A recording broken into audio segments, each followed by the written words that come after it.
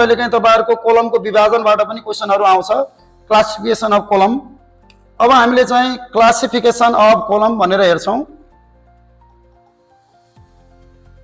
Classification of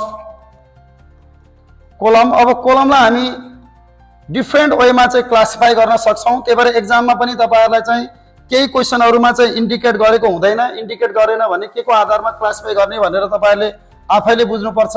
यसभित्र चाहिँ हामी हेर्ने भनेको चाहिँ एउटा युलर थ्योरी अनुसार हेर्छौं। हाम्रो कोलमको क्लासिफिकेसन एउटा हामी युलर थ्योरी अनुसार हेर्छौं।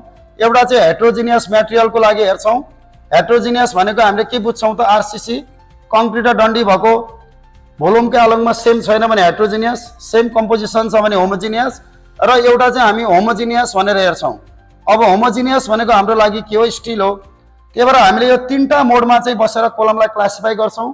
एउटा युलर थ्योरी अनुसार, एउटा आरसीसी अनुसार र एउटा स्टिल अनुसार। अब सुरुमा हामी चाहिँ एच पर युलर थ्योरी भनेर भन्छौं। एच पर युलर्स थ्योरी। अब यो युलर थ्योरी भनेको के हो भन्ने बारेमा चाहिँ हामी युलर थ्योरीको चाहिँ टपिक पढ्ने बेला चाहिँ पढ्छौं। अहिले डाइरेक्ट क्लासिफिकेसनतिर मात्र जान्छौं। H per Euler theory.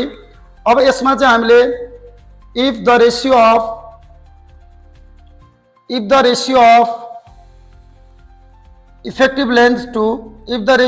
effective length to least lateral dimension, if the ratio of effective length to least lateral dimension, if the ratio of effective length to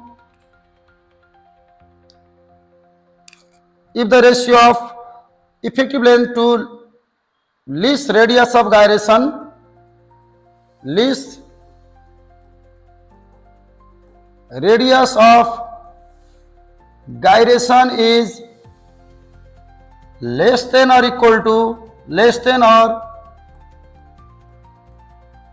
to 80, then it is short column भनेर भन्छौं है। Euler अनुसार चाहिँ उले के भन्छ त? Euler भनेको फेरि शॉर्ट कलमको लागि कहिले पनि भ्यालिड हुँदैन एमसीक्यू को लागि। युलर भनेको जहिले पनि लङ कलम जहाँ चाहिँ बक्लिङको कुरा आउँछ त्यसको लागि मात्र भ्यालिड हुने हो।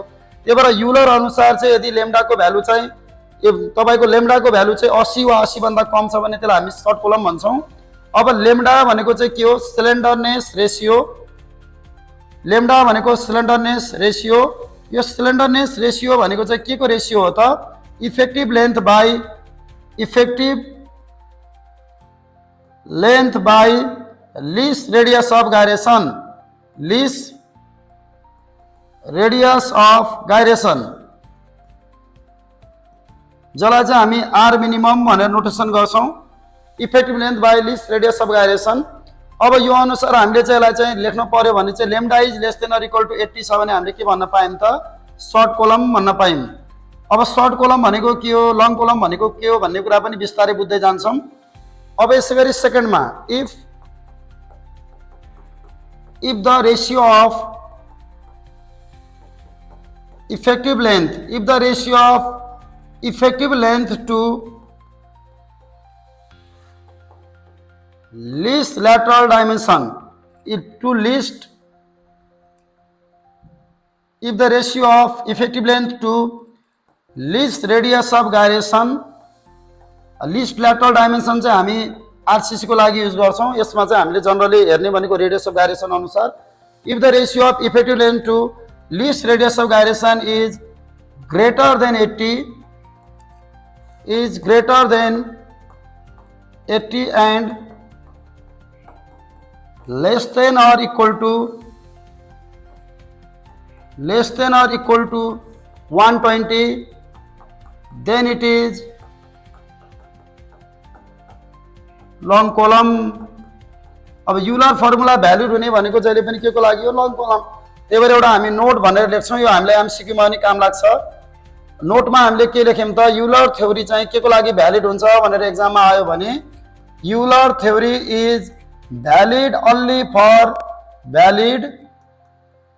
only for लङ कलम। हाम्रो युलर थ्योरी के को लागि भ्यालिड हुन्छ भन्यो भने जहिले पनि के को लागि?